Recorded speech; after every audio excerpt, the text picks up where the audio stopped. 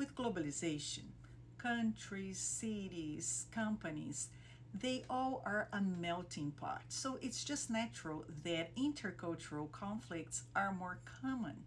Some countries have a low context culture, like the US, for example, where people are more individualist, more assertive, more straightforward, more direct to the goals. And some countries are more high context cultures. They have a high context culture, which are countries that value more collectivism and are more silent, more subdued, maybe, and they think that you have to think before saying so you don't hurt anybody else.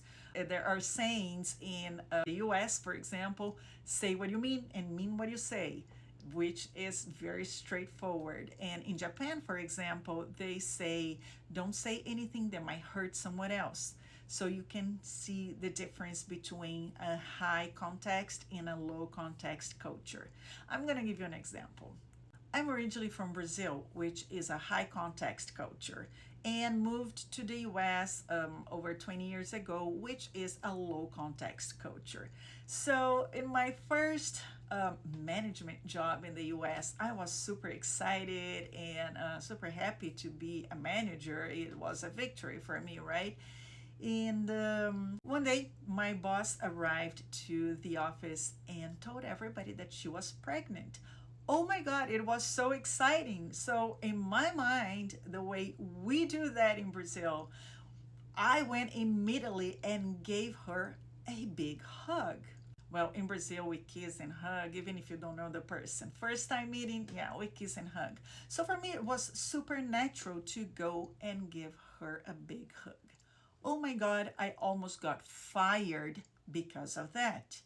So she immediately flinched and said, "Do not touch me.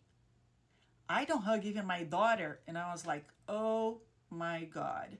So it was so shocking to me to hear that and to see her reaction. That opened my eyes to what could be many different sources of conflict. And obviously, after many years in management and going through many, anti-harassment classes and everything that the companies make you do today, you learn a lot of things.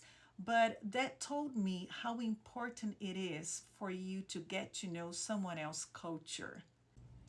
If I had taken the time to understand better the American culture at that point, I would have avoided what became a big conflict, a big discussion, and it took me a lot of explanation for her not to fire me. Many factors, many differences can bring conflict to the workplace.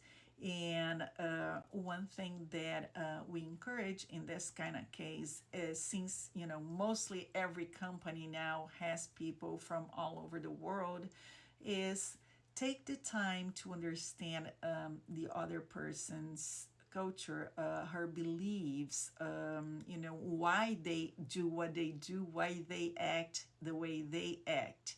It's important that you take the time to do that so you can avoid conflicts in the workplace.